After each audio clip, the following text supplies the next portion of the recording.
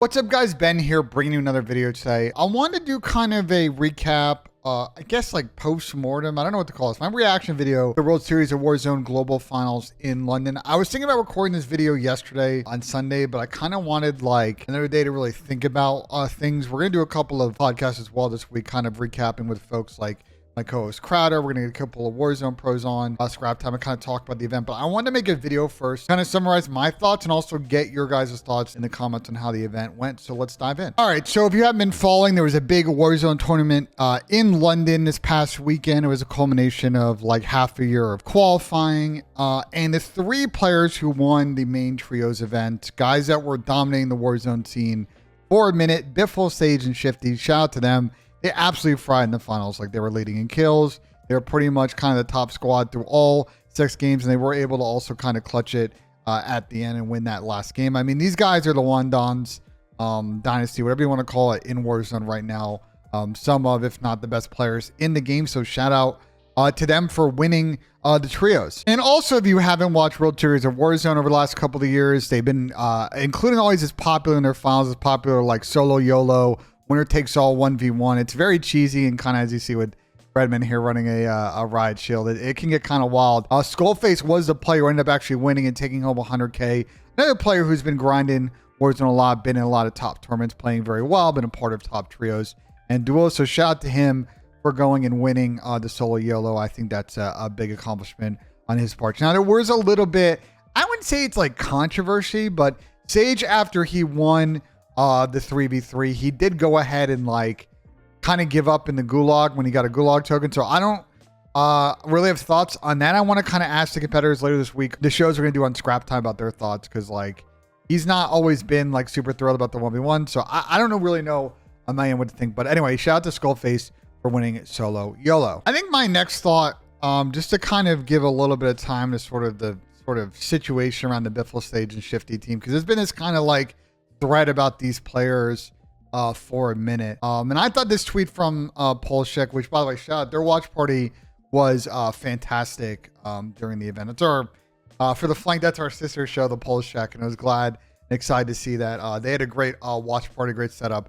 But I thought this tweet was a really good, like, this trio is great, and some of these players have been accused of cheating, getting blacklisted, and to see them go to LAN and dominate the way that they did, improve all of those hacker hunters and those people on Twitter that kind of always sort of are on the warpath about these guys.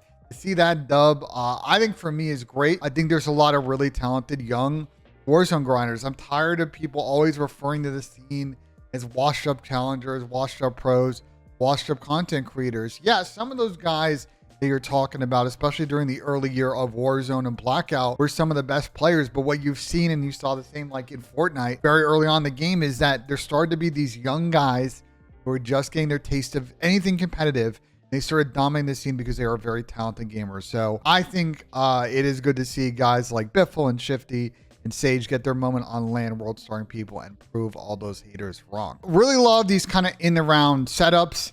You know, I think when we get to this part, I need to kind of put a disclaimer that when I was at Esports Engine, I was part of the initial, and for pretty much the whole length I was there working on this World Series of Warzone program. So I've been there since the start, and an aspirational goal for guys like Matt and Rob over at Activision, who kind of oversee this program, was to put this thing on LAN, and they tried for a number of years, and it's the first time they were able to do it due to a number of reasons. And I really like the setup in this. You know, they went to London, went to the Copper Box, which has got a big place in the history of Call of Duty. And they had this cool kind of in-around setup, EU on one side, NA on another side.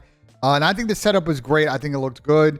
There were really like very few, if any, tech issues. They ran the maps pretty quick. Everybody was streaming and creating content, which was fantastic. So I really thought the setup itself and the production was good, and I think we need more LAN events, and I'll get to that kind of a little bit later on in the video. All right, so my next point, and you've started to see this Codcaster in Warzone getting used in the last few World Series of Warzone kind of qualifiers, LCQ, stuff like that.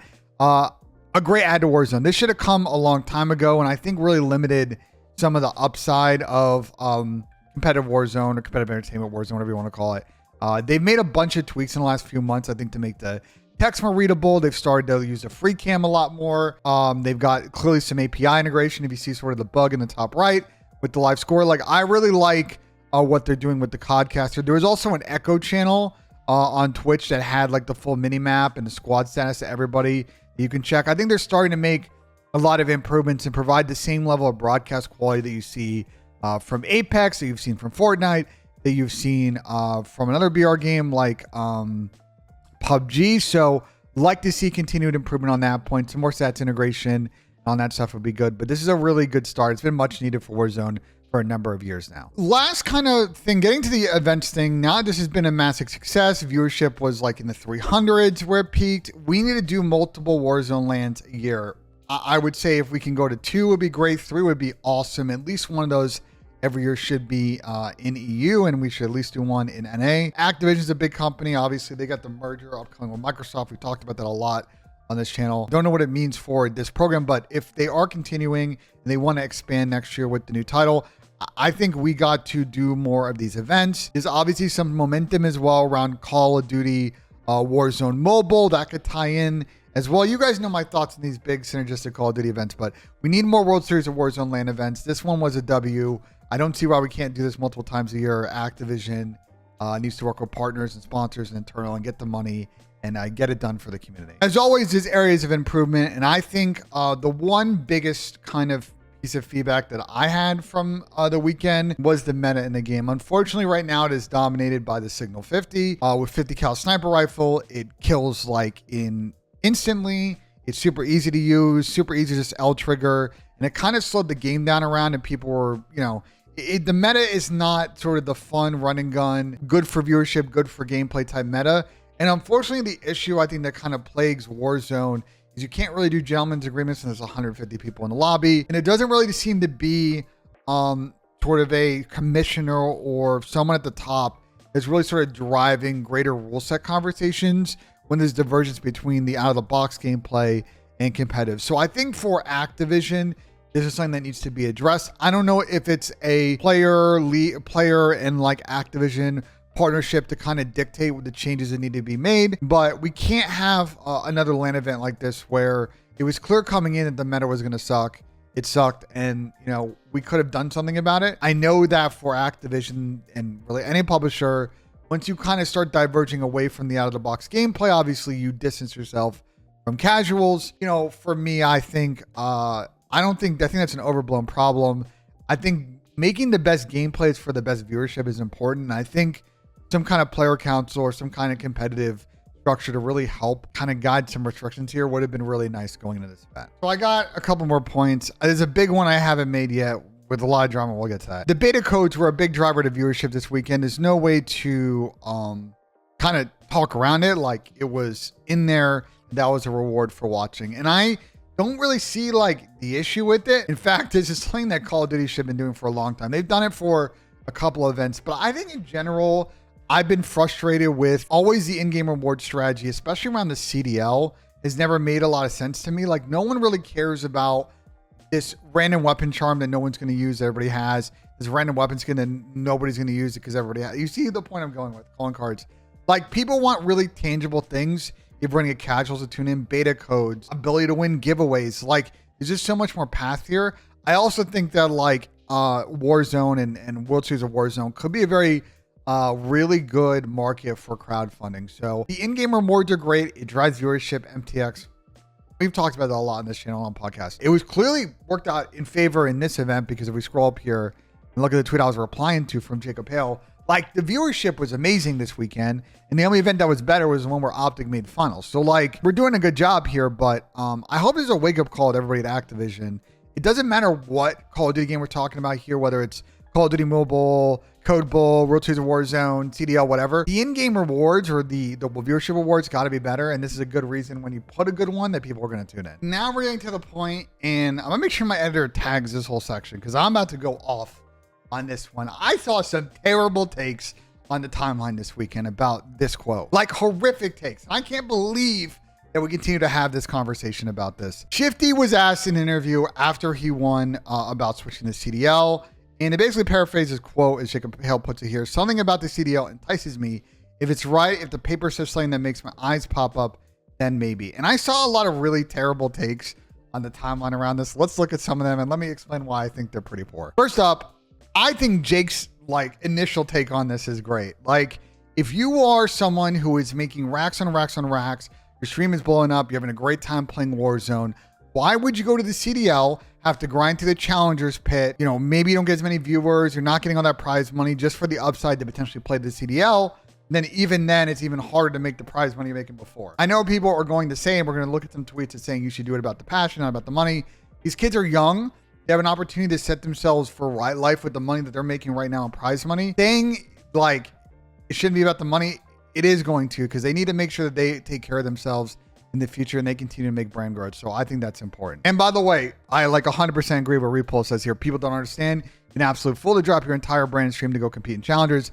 The opportunity presents itself, then run it in the CDL, et cetera, et cetera. And by the way, like there were people that like definitely in the pros that support that. We'll look at some of those like Scrappy and Clay, et cetera. But like, you know, I think Scrap's point here is kind of getting it. I think what the nerve is, right?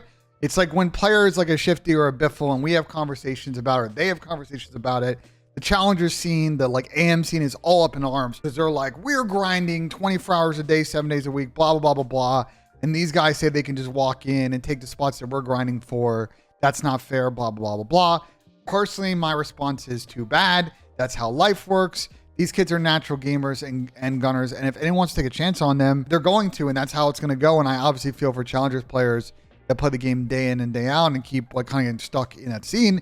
They can't make the move up, but life is about who you know and how you use those relationships. And like, you know, for some of these franchises, there potentially is upside to giving a bench spot to someone like Shifty and Biffle. If they want to grind and play challengers or go straight in the lineup, like they're going, like the orgs are going to look at that opportunity and really evaluate it. Here we go. Let me roast a couple of people right now. Ben Beans, love you, my guy. Wrong reasons. You want to be in the best of the world. You truly got to love it, not for the money. I totally understand where Ben is coming from here, but I don't think people realize how much money someone like, say, Shifty is making in challengers, or sorry, making in Warzone right now. Like it's not like $10,000. There's another zero there, plus that he's making off the scene right now. So moving from that to the CDL where salaries are coming down and he may only get a take home of 80, 90K compared to like 100 plus. And that's before all the stream stuff. Yeah, it's going to be about the money. CDL players are making moves about the money. So I would say that, you know, I don't entirely think this is a realistic take in how the world works. Ben also said, and this is in response to someone too,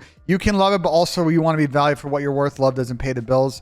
And then Ben responded, like, if you're in the league, like you don't got to worry about paying the bills. That's not true either. Like I never think a number of CDL players have talked about how if they wanted to go get a mortgage on a house, support a family, like, yes, if you're taking home as an individual, you know, 80 or 90K, depending on your family and life situation, that might be tricky if your significant other is not a source of income, if you're supporting maybe another family member who's either you're paying for the residence or paying for them to be in a home or something like that. Like this isn't 100% true, to be honest. Couple more people I got to roast. Love Drazah. Funny guy. Always pushing the moment. Warzone players think they can come in the CDL when they wouldn't even make it out of challengers. Here's my take on this, and we'll get to Clay's tweet, which I think gets to some more element. I think if you watch, and this is in particular like Shifty and Biffle, who I think are probably the best examples of this, they have really good game sense and like natural like skill at aiming and centering and positioning. They are raw players when it comes to like decision making and S&D, decision making and hardpoint. So yes, if you put them in a 4v4 hardpoint right now against pros, they're going to get waxed. But if you give them some time and some development, to say that they're not players that could eventually or potentially be CDL quality, I think is not a particularly smart take. And Crone replied to it and kind of walked it back. He said, Shifty and Biffle played retired players for a living. Simp and Abizi are the ones retiring those players, those levels. And then someone kind of responded and sort of like pushed and sort of asked a pretty deep question about like, you know, those two players in particular played really well in like the COD King tournament where they're playing actual pros. It's obviously a for fun tournament, but like, you know, what do you want them to do?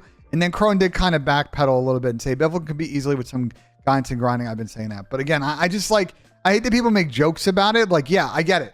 They're playing against like guys like Tommy and Rated who were in the CDL, not anymore, like retired players if we're calling them that. And Sim and Abizi are playing, you know, crack kids coming in the CDL every day.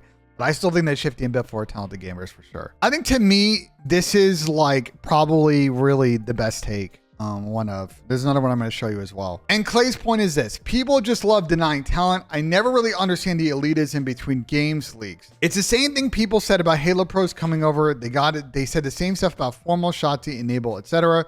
Shooters shoot, just gotta learn. And Clay, by the way, is speaking from experience. Someone has developed young players and turned them into superstars. And I agree with Clay. Again, Shotzi, Biffle, talented. Probably raw when it comes to S&D, hard point control, whatever.